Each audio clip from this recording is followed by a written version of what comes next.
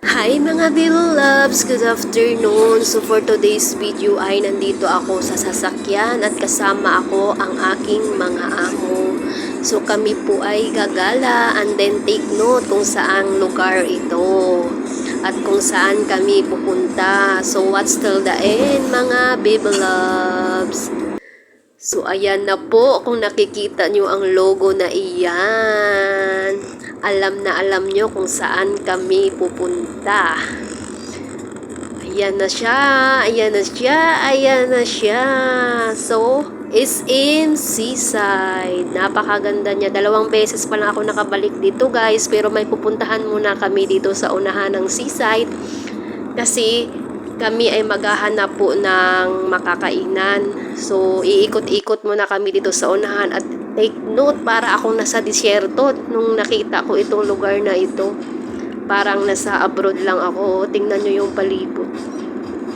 So, habang natakbo yung sasakyan, ako naman ay naka-video dito sa loob ng sasakyan. At syempre, walang hiya-hiya na to kahit nandiyan ang aking mga amo.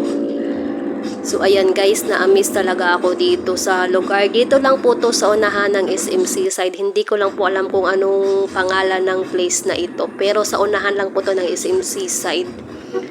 So ayan, napakaganda dito guys. And then magdadrop muna kami dito kasi maghahanap daw muna ng makakainan yung aking amo. So kami ay maghahanap ng makakainan.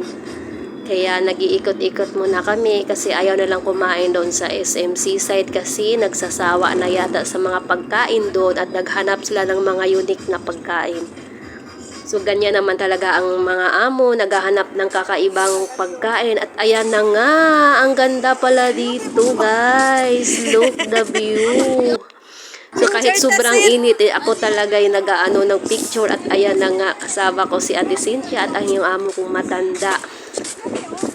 So napakaganda ng lugar, never mind talaga ako sa mga amo ko. Ando na nga ang San Juanico Bridge dito sa Cebu City, nakikita na natin. At yan ang aking amo na pagod kakalakad kasi sobrang init talaga guys. Pero ako wala akong pakialam, basta ako video dito, video doon at ito na nga.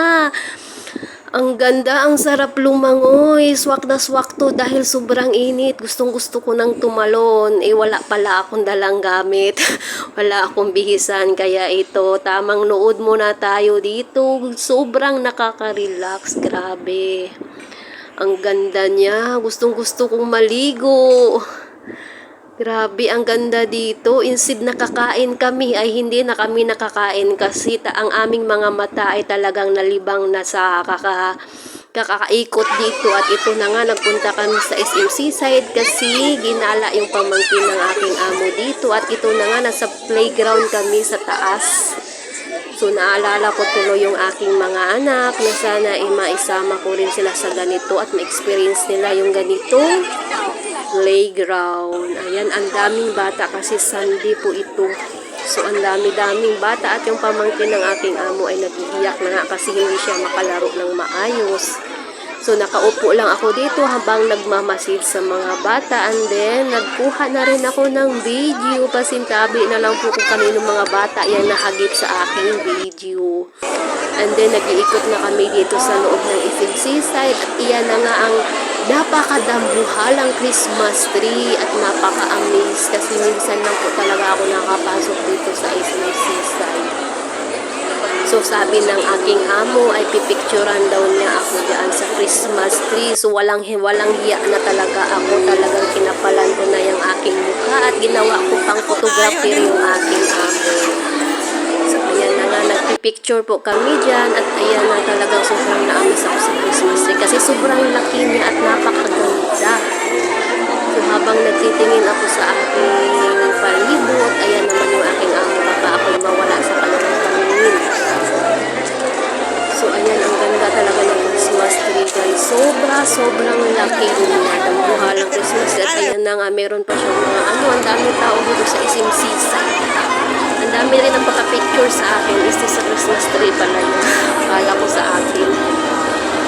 So sana po ay tapusin niyo po ang video na ito hanggang matapos. And sana suportahan niyo po ako palagi sa aking mga content. Maraming salamat po sa inyong lahat. And God bless. Lagi po kayo mag-iingat. after namin ito mag-ikot kami ay kakain ng dessert kasi nakakagutom din talaga guys pag kayo ay nakakain. So yun lang, maraming salamat.